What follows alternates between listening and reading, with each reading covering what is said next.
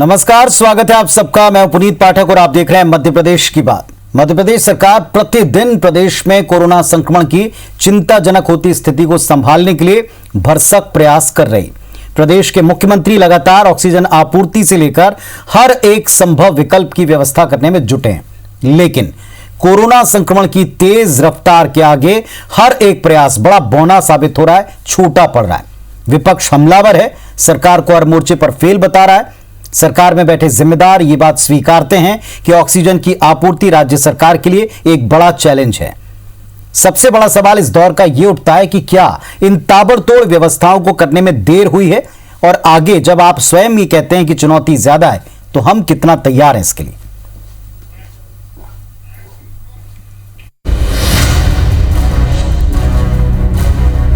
मध्य प्रदेश में corona active मरीजों का आंकड़ा 82,000 के पार जा चुका है। स्वास्थ्य विभाग की रिपोर्ट के मुताबिक अस्पताल और कोविड सेंटर्स के सामान्य बेड पर केवल 4,030 मरीज हैं, जबकि इससे 4 गुना ज्यादा 19,172 मरीज ऑक्सीजन युक्त बेड पर हैं। इनमें से 6,639 मरीज गंभीर हालत में हैं, जिन्हें आईसीयू में रखा गया है। शहडोल भोपाल मेडिकल कॉलेज में ऑक्सीजन की कमी से हुई मौत के बाद मुख्यमंत्री शिवराज सिंह चौहान ने गुरुवार को कोरोना के हालात पर हाई लेवल मीटिंग की और बताया कि बुधवार को मध्य प्रदेश में 410 मीट्रिक टन ऑक्सीजन उपलब्ध हुई, जबकि प्रदेश में इस्तेमाल होने वाली ऑक्सीजन 400 मीट्रिक टन रही। मुख्यमंत्री ने बताया कि उद्योगपति नवीन जिंदल से बातचीत हुई है और जिंदल मध्य प्रदेश को ऑक्सीजन देने के लिए सहमत हैं। रक्षा मंत्रालय से संबंधित डीआरडीओ भी मध्य प्रदेश को ऑक्सीजन देने पर सहमत है। ऑक्सीजन की कालाबाजारी करने वालों पर प्रशासन रासुका के तहत कार्रवाई करेगा। इसके अलावा ऑक्सीजन की कमी की अफवाह फैलाने वालों को चिन्हित कर उन पर भी सख्त कार्रवाई होगी। कोरोना कर्फ्यू के सकारात्मक रुझान मिल रहे हैं, पॉजिटिव केसेस में स्थिरता आई है। जनता के साथ और जनता के सहयोग से कोरोना कर्फ्यू को बनाए रखा जाएगा। हालांकि मुख्यमंत्री ने इसके पहले बुधवार को भी मंत्रियों की एक आपात मीटिंग ली थी, जिसमें बताया कि 20 अप्रैल की स्थिति में आपूर्ति 382 टन हुई, जबकि प्रदेश सरकार के मानकों के हिसाब से 441 टन ऑक्सीजन की जरूरत थी, यानी 59 टन कम ऑक्सीजन की आपूर्ति हुई। अगर केंद्र सरकार के तय मानकों के आधार पर देखें तो प्रदेश में मरीजों की संख्या के हिसाब से 553 टन ऑक्सीजन की आवश्यकता है। इधर चिकित्सा शिक्षा मंत्री विश्वास सारंग ने कहा कि फिलहाल ऑक्सीजन की मांग और सप्लाई में बैलेंस है, लेकिन इसमें कोई शंका नहीं कि ऑक्सीजन की आपूर्ति एक बड़ी चुनौती है। माननीय शिवराज सिंह चौहान जी के नेतृत्व में लगातार हम व्यवस्थाओं को ठीक कर रहे हैं। ऑक्सीजन हमारे लिए एक बड़ी चुनौती है, पर ऑक्सीजन की व्यवस्थाएं ठीक हो सकें, इसको लेकर लगातार काम हो रहा है। आज की तारीख में हमारी आपूर्ति और खपत का जो अनुपात है वो मैच हम कर रहे हैं, पर ऑक्सीजन निश्चित रूप से हमारे लिए बड़ी चुनौती है। मध्य प्रदेश में पिछले 10 दिनों में 169 टन ऑक्सीजन की खपत बढ़ी है।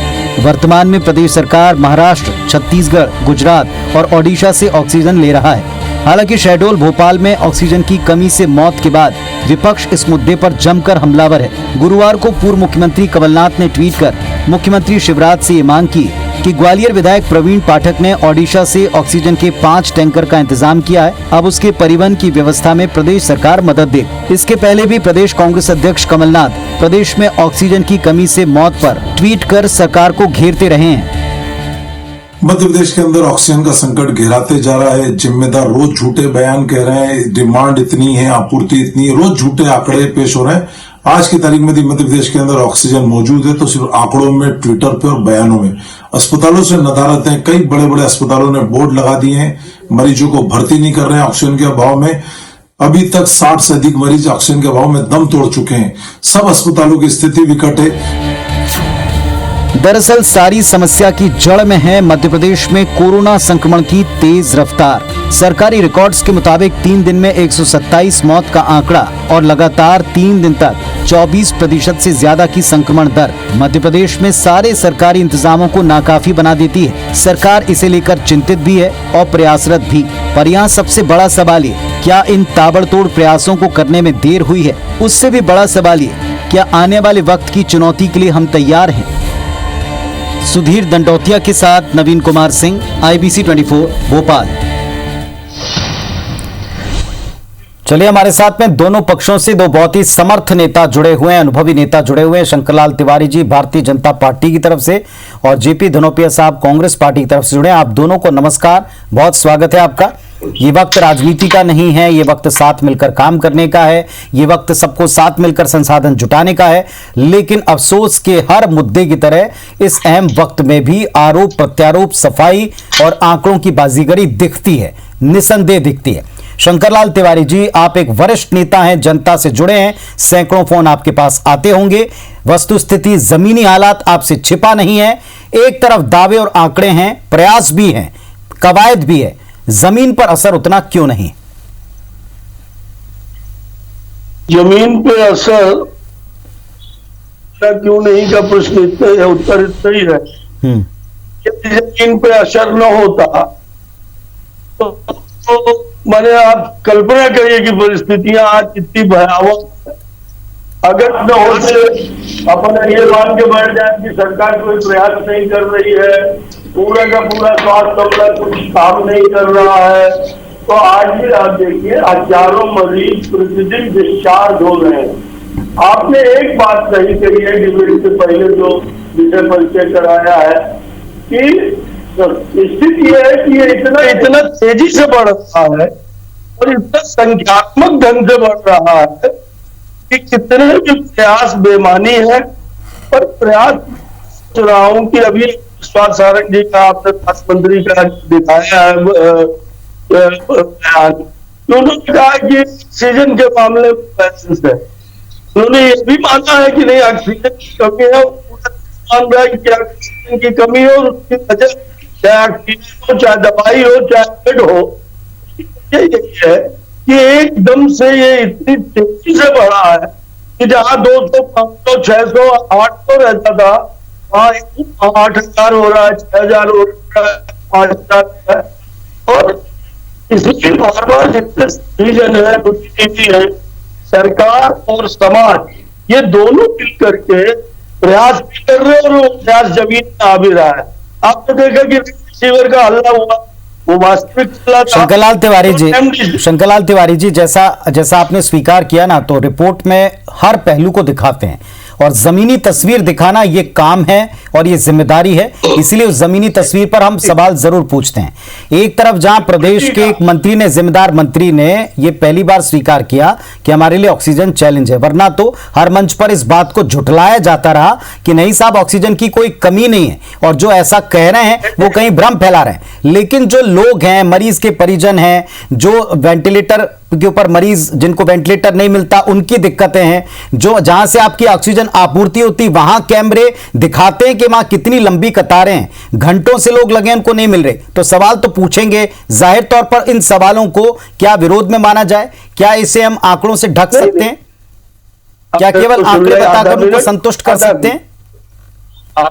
मेरे को सुन ले, आप आंख और कान है सरकार की भी, और आज के लिए तो आप आओ भी है, समाज के लिए आप सहयोग भी है। अभी आपने कहा कि मेरे को दूंगे, निश्चित रूप से अभी आपसे बच्चे के पहले मेरी यहाँ डॉक्टर तिवारी, उनसे बात। तिवारी जी मैं आपके पास आता हूं थोड़ी देर में, क्योंकि आपकी आवाज स्पष्ट नहीं आ पा रही, इसलिए आपका उत्तर हम नहीं समझ पा रहे हैं। आता हूं मैं आपके पास थोड़ी देर में।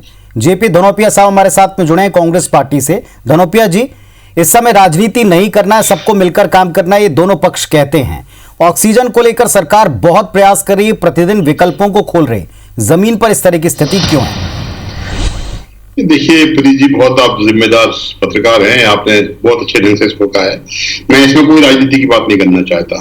पूरे देश के अंदर महामारी है, मध्य प्रदेश के महामारी है, हमारे भोपाल में महामारी है, आपके रायपुर में महामारी है, हर बड़े शहर में और छोटे कस्बे में महामारी हो रही है। सवाल इस बात का उठता है कि जो जिम्मेदार लोग कौन होते हैं, जो सत्ता में होते हैं। सत्ता में बैठे हुए लोगों की जिम्मेदारी होती है, क्या होती है? सच जानकारी देना, सच्चाई को स्वीकार करना, वस्तुस्थिति से अवगत कराना और इंतजाम करना। आज हालात बिल्कुल आपने सही कहा। पहली बार आदरणीय मुख्यमंत्री शिवराज सिंह चौहान साहब ने कहा है कि मैं मानता हूं कि ऑक्सीजन गैस की कमी है। ये बहुत बड़ी, मैं उसको धन्यवाद देता हूं, स्वीकार किया कम से कम। अभी तक वरना हम जिस चैनल पर बैठते थे डिबेट में, हर आदमी, अभी आप देखिए विश्वास सारंग जी भी कह रहे थे, हाँ मांग पूर्ति में कोई ज्यादा अंतर नहीं है, हमारे पास बराबर है। ये सब जो चीजें हैं ये गलत है। जिनके परिवार के लोग सदस्य आज जान जा रही है, जो ऑक्सीजन की कमी का बोर्ड जिन हॉस्पिटल में लग रहा है, जहां अनाउंसमेंट हो रहा है कि ऑक्सीजन नहीं है, हम भर्ती नहीं कर सकते हैं, मरीज को कहीं और ले जाइए। उनके दिल से पूछिए परिवार के लोगों से क्या हो रहा होगा, क्या स्थिति है। आज जनप्रतिनिधि असहाय है। अभी आपने दमोह में देखा, आदरणीय प्रहलाद पटेल केंद्रीय मंत्री वहां पे गए मुआयना करने के लिए, किसी मरीज के परिवारजन ने शिकायत की तो उन्होंने कहा भाई मार पड़ेगी, इसी बात करो। तो मंत्रियों की जिम्मेदारी कहां जा रही है, क्या हो रहा है इसके अंदर? जब आपको एक साल पहले मालूम था कि दूसरी भी वेव आएगी, तो आप लोगों ने ऑक्सीजन के लिए क्या किया? ऑक्सीजन मध्य प्रदेश में उत्पादन नहीं होता है, बहुत कम होता है, लेकिन आपने प्लांट लगाने की बात की। 6 प्लांट मध्य प्रदेश को सैंक्शन हुए थे और एक प्लांट का मुझे याद है आदरणीय शिवराज सिंह चौहान साहब ने 22 अक्टूबर 2020 में भूमि पूजन कर दिया था, बस बाउंड्री बन पाई आज 6 महीने के अंदर, जबकि महीने भर 2 महीने में प्लांट तैयार हो जाता है, क्योंकि लिक्विड गैस तो आती है ना, उसको ऑक्सीजन में कन्वर्ट करना होता है। सवाल इस बात का उठता है सरकार ने व्यवस्थाएं नहीं की, सरकार के नीचे जो लोग हैं वो फेल्यूर रहे हैं। मुख्यमंत्री जी प्रयास कर रहे हैं, प्रयास होते हुए दिखते भी है, लेकिन उनके परिणाम नहीं आ पाते क्योंकि नीचे के लोग कहीं नहीं। कहां है यहाँ स्वास्थ्य मंत्री? मध्य प्रदेश स्वास्थ्य मंत्री कभी आपने देखा है कि कहां पर है? मुझे तो कहीं देखे नहीं है, देखे तो बता दीजिए आप क्या है। जहां भी स्वास्थ्य मंत्री की बात होती है और चिकित्सा शिक्षा मंत्री विश्वास सारे खड़े हो जाते हैं जैसे वही स्वास्थ्य मंत्री है। तो मध्य प्रदेश हो क्या रहा है? सवाल ये, हम आलोचना नहीं कर रहे हैं, लेकिन आप व्यवस्था करिए, सर्वदलीय बैठक में बुलाइए, लोगों को साथ कर रहे हैं और हर बात आप कांग्रेस लाइन में बोल रहे हैं। देखिए तिवारी जी, आपकी नियत साफ नहीं है। मत बोलिए तिवारी जी, मत बोलिए। आप कह रहे हो कि आलोचना नहीं कर रहे हो, चौहान साहब से आप सिर्फ दहशत फैला रहे हो। जिससे राजनीतिक दल के लोग हों, जिम्मेदार लोग हों और वर्चुअल मीटिंग हो, लोगों की जानकारी मिले कि भाई कहां प्रॉब्लम है। आज जनप्रतिनिधि के पास में असहाय रहता है, हम किसी की मदद नहीं कर पाते हैं। चलिए शंकरलाल तिवारी जी, अब आपकी बात को आप पूरा भी कीजिएगा, जो पहले भी कहा था। एक सवाल मेरा आपसे है, जहां अस्पतालों के बाहर बोर्ड लगे हैं ऑक्सीजन नहीं है, आप यहां मरीज को ले जाएं अपने, कई अस्पतालों के अधीक्षक, जिम्मेदार, पीआरओ कैमरे पर आकर कह रहे हैं कि हमारे यहां मृत्यु की वजह ऑक्सीजन की कमी है। ये कह रहे हैं कि हमको आप दोगुनी तिगुनी कीमत पर भी अगर दे सकते हो तो ऑक्सीजन दो। उन अस्पतालों के नाम, अधीक्षकों के नाम टीवी पर दिख रहे हैं, वो कैमरे पर कह रहे हैं। ये लोग कौन है सर? फिर क्यों ये बात कह रहे हैं? इसमें पैनिक फैलाने वाली बात कहां है? अगर कमियां स्वीकारते हैं, दूर करते हैं, इसमें पैनिक फैलाने वाली बात कहां है? मैंने बिल्कुल नहीं कहा ये जो सब आप दिखा रहे हो ये गलत है। सरकार ने भी और मंत्री ने भी, आप ही ने बताया कि ये स्वीकार किया है, और न स्वीकार करने से भी कोई फर्क नहीं पड़ने वाला, क्योंकि ऑक्सीजन एक चैलेंज है। अगर कोई स्वीकार कर रहा है तो ये उसकी सदा सहता, ऑक्सीजन एक चैलेंज है। और जिस ढंग से आप कह रहे हो मुझे दुख लग रहा है, आप कह रहे हो कि इसमें राजनीति नहीं होनी चाहिए। मैं बोल रहा था तो मैंने तो कहा कि भैया पत्रकार और मीडिया हमारे आंख नाक कान है, इनके माध्यम से जनता को भी सहायता मिलती है और सरकार को भी पता चलता है।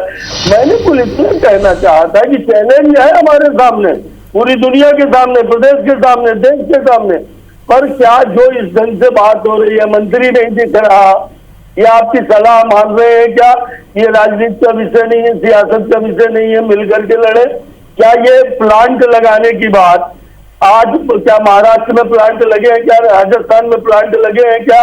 दिल्ली में प्लांट लगे हैं क्या? लगाए किसी ने क्या? और इसलिए मैं विनती पूर्वक हाथ जोड़ के कह रहा हूं धनोपिया जी से, हम लोगों ने खूब तीखी बहस की है, और मैं ये भी नहीं कह रहा हूं कि आप समाचार दिखा रहे हो तो पैनिक फैलाना है। पैनिक फैलाना ये है कि कहीं न कहीं इन सारे मामलों में हम सहयोगी कैसे बने, इन सारे मामलों में जो एक भी सवाल और भी ठीक है, आपकी बात बिल्कुल अपनी जगह जायज है, और जो आप ये बात कह रहे हैं ये अब हो रहा है कि अब प्रदेश के मुखिया से लेके तमाम लोग इस बात को स्वीकारते हैं कि चैलेंज है, वरना डिनायल की तस्वीरें, इसे सिरे से खारिज करने की तस्वीरें नहीं है 2 दिन पहले तक, ये कल तक भी डिबेट में रहा है। और अन्य राज्यों में जो हालात हैं, अन्य राज्यों की जब डिबेट होती है तो वहां भी जिम्मेदारों को, सरकारों को इसका जवाब देना मुश्किल पड़ रहा है। एक सवाल आपसे पूछते हैं, सारे लोगों ने कहा कि इस वेव के बारे में सबको पता था, आकलन का अंदाजा जो था उससे दोगुनी तिगुने मरीज आ गए, क्या जो अंदाजा था उस मुताबिक तैयारियां थी? क्या उस मुताबिक ऑक्सीजन की व्यवस्थाएं थी? कहीं इसमें देर हुई है? एक सवाल यह भी उठता है। देखिए बड़ी साफ बात है, इस कोरोना का अंदाजा न पहली बार था और न इस बार था। इस बात को कहना कि अंदाजा था कि इस तेजी से फैलेगा, मैं सोचता हूं कि पहले तो कहीं न कहीं सिर्फ सियासत की तरफ ले जाना है। ठीक है, धनोपिया जी आपसे कुछ कहना चाह रहे हैं या कुछ अपनी बात रखना चाह रहे हैं? धनोपिया जी कर रहा हूं, तिवारी जी पूरा कहता है कि अभी तीसरी लहर और आना बाकी है। आदरणीय मुख्यमंत्री जी को, पूरे प्रदेश सरकार को भी मालूम था, आपको, हमको, सबको मालूम था कि दूसरी लहर आएगी और अभी तीसरी लहर और आना है, ये भी सबको मालूम है। हमारी तैयारियां क्या है, इस पर चर्चा करें, हम आपके साथ हैं। आप बताइए हमें क्या करना है आपके साथ खड़े होकर। हम बता रहे हैं आपसे, प्रशासन है, आप बताइए हम क्या करें आपके लिए। सिर्फ मुंह बंद करके बैठ जाए, करने से आपका काम हो जाएगा, उससे कुछ नहीं होगा। आप बताइए हम क्या सहयोग करें, कहां चले। हमारे ग्वालियर के विधायक है प्रवीण पाठक, उन्होंने 5 टैंकर उड़ीसा के अंदर तैयार करके खड़े करे हुए हैं गैस के। परिवहन होने की व्यवस्था नहीं हो पा रही कि वहां से यहाँ आ सके। क्या करें हम लोग, कैसे करेंगे, ये तो आप बताइए ना, क्या कर सकते चाहिए। जी तिवारी, मैं आपसे इतना कह रहा हूं धनोपिया जी, आप बिल्कुल प्रयास करिए। आपके एक एक प्रयास को हम लोग का कहीं कोई सुझाव है वो देश के हित में, मरीज के हित में है, तो उसके लिए सब लोग तत्पर है। और एक बात बड़ी साफ है कि सरकार ने सारी परिस्थितियों के बाद सेकेंड फेज आएगा, ये वैज्ञानिक दृष्टि से समाचार पत्रों में और अन्य माध्यमों से मिल रहा था, पर वो कैसा होगा इसका स्वरूप न फर्स्ट फेज में किसी को आइडिया था, न WHO को आइडिया था, न देश के डॉक्टरों को आइडिया था, न वैज्ञानिकों को था। सेकेंड फेज के पहले हमने वैक्सीन भी बना ली थी, और इसलिए सेकेंड फेज आएगा। थर्ड जैसा आप कह रहे हैं वो भी समाचार सवाल ये कि अगर आपको शंकर लाल जी, सवाल ये, आपने ये बात बिल्कुल ठीक कही है कि अंदाजा पहले से जो लगाया गया था उससे ज्यादा है, लेकिन जो अंदाजा था, सुनिए ना, सुनिए, जो व्यवस्थाओं का दावा पहले फेज में किया था ऑक्सीजन प्लांट का, वो भी जमीन पर नहीं उतरा। इसे आप क्या हिलावाली नहीं मानेंगे, लापरवाही नहीं मानेंगे? दूसरी बात यह कि जब बाकी के लोग कह चले थे कि सेकेंड वेव पहले से ज्यादा खतरनाक है, केंद्र से गाइडलाइंस आ रही थी, तब क्या व्यवस्थाएं थी? खैर, अब इसके लिए भी वक्त निकल चुका है, अब तो ये अपने चरम पर अभी भी नहीं है और ये आने की है, और आप स्वयं स्वीकार करते हैं सत्ता पक्ष के लोग कि ये चैलेंज हो चुका है। एक बड़ा सवाल ये, एक आज दिन भर से हम सवाल पूछ रहे हैं, ट्वीट किया गया है पूर्व सीएम के द्वारा, ये कह रहे हैं कि इतने टैंकर की व्यवस्था है, परिवहन करवा दें। इस पर भी केवल राजनीतिक तरह से जवाब आते हैं, स्पष्टता नहीं मिलती कि क्या परिवहन की व्यवस्था कराने के लिए तैयार है, नहीं तैयार है। अगर कांग्रेस राजनीति करे तो उसको स्पष्ट कर दें जनता को। जनता को समझ में नहीं आता कि दोनों पक्ष कोई स्पष्ट उत्तर नहीं देते हैं, गोलमोल क्यों बात करते हैं। देखिए, अगर राजनीतिक ट्वीट आएंगे तो उनका राजनीतिक जवाब ही दिया जाएगा, पर यदि वास्तविक रूप से ट्वीट आएंगे तो आप समझ लीजिए मुख्यमंत्री के अलावा चीफ सेक्रेटरी, गृह मंत्री, गृह सचिव, राजनीतिक ट्वीट है जेपी धनोपिया साहब पाठक जी का, जो आप बार बार लगातार ग्वालियर जनप्रतिनिधि की बात करते हैं, क्या ये राजनीतिक ट्वीट है? अगर है तो स्पष्ट करें। वो बात सरकार तक पहुंच गई है, उसकी व्यवस्था की जाए धनोपिया और जी, उसको लेकर के वितंडावाद खड़ा करना। आपने सोच रहे थे कि इतने टैंकर की व्यवस्था है, उसका परिवहन कराना है, सरकार उसके लिए चिंतित होगी। जेपी धनोपिया साहब, सुन पा रहे हैं आप मुझे? चलिए, धनोपिया जी को मेरी आवाज नहीं पहुंच रही, एक ब्रेक लेता हूं। आपकी बात पूछूंगा मैं, तिवारी जी आपकी बात पूछूंगा, निश्चिंत रहिए। जो आपने सवाल किया है मैं आपकी बात का जवाब लूंगा धनोपिया जी से। शंकरलाल तिवारी जी भारतीय जनता पार्टी से, जेपी धनोपिया साहब कांग्रेस पार्टी से जुड़े हैं, और जो इस वक्त कोविड को लेकर परिस्थितियां, इसमें संसाधनों की कमी और खास तौर पर ऑक्सीजन को लेकर जो बवाल की स्थिति है, जो कमी है, आपूर्ति है, इनके आंकड़े हैं, इन सब पर बहुत बड़े सवाल है। जेपी धनोपिया साहब, बार बार ग्वालियर से जो विधायक हैं पाठक साहब, इनकी बात की गई, इनके ट्वीट का हवाला दिया गया, उत्तर इस पर हर बार यह मिल रहा है सत्ता पक्ष से कि अगर राजनीतिक तौर पर ट्वीट करेंगे, राजनीतिक तौर पर ऑफर देंगे तो राजनीतिक तौर पर ही जवाब मिलेगा। क्या कांग्रेस इस पर राजनीति कर रही है? शर्म आना चाहिए ऐसा लोगों को, बोलने वालों को। कांग्रेस राजनीति कहां कर रही है? कांग्रेस ने इससे पहले आदरणीय विवेक तनखा जी ने 2 टैंकर जबलपुर में भिजवाए थे। आपके सामने सारी परिस्थितियां हैं, सहारा आदमी काम करना चाहता है भाई, नेचुरल है कि प्रशासन आपका है, पुलिस आपकी है, ट्रैफिक आपकी व्यवस्था है, आप ट्रैफिक की व्यवस्था तो करवाइए वहां से लाने के लिए। आप वो नहीं कर पा रहे हैं, आप परमिट नहीं दे पा रहे हैं, आप परमिशन नहीं दे रहे हैं, और ऊपर से राजनीति जब राजनीति तौर पर देंगे, इसमें कौन सी राजनीति है भाई? 5 टैंकर का इंतजाम कर देना राजनीति है क्या? ताज्जुब वाली बात। तिवारी जी, तो मतलब तिवारी जी पूछें अगर आपको कोई और सवाल पूछना है। आने मेरे को धैर्य से अगर सुनो और बोलने देंगे तो कृपा होगी मुझ पर आधा मिनट। मैं ये कतई नहीं कह रहा हूँ कि पाठक जी ने अगर ऑक्सीजन का इंतजाम किया है तो कोई गलत काम किया है, और उनको कोई अड़चन आ रही है उसमें परिवहन की, और उन्होंने ट्वीट किया है, पर इसके लिए इशू बनाया जा रहा है, जो कांग्रेस की तरफ से इशू बनाया जा रहा है। देखिए, मैं बीच में नहीं बोला था और इसलिए मुझे पूरा करने दीजिए। मैं आपको धनोपिया जी, तनखा साहब ने जबलपुर में गैस उपलब्ध कराई, कैलाश विजयवर्गीय जी ने इंदौर के लिए गैस उपलब्ध कराई, गैस के लिए मुख्यमंत्री जी ऑक्सीजन के लिए जो उन्होंने प्रयास किए हैं उनको आप झुठलाना चाहते हैं और अकेले पाठक के प्रयास को इशू बना करके राजनीति करना चाहते हैं, तो मेरा उसमें आपकी नियत पर विरोध है। पर मैं ये कह रहा हूँ संसद साहब ने कोई इशू नहीं बनाया, संसद साहब ने अपने संबंधों के आधार पर ऑक्सीजन की व्यवस्था कराई, कैलाश विजयवर्गीय ने कराई, और मुख्यमंत्री जी ने जो प्रयास किए वो अभूतपूर्व मुख्यमंत्री जी ने ऑक्सीजन के लिए प्रधान जी से बात करी, योगदान दिया शंकरलाल तिवारी जी, एक सवाल सुन लीजिएगा। जो मुख्यमंत्री जी प्रयास कर रहे हैं उसको रिपोर्ट से लेकर हर जगह साधुवाद दिया जाता है, वो प्रदेश के मुखिया हैं, वो अपना दायित्व निभा रहे हैं।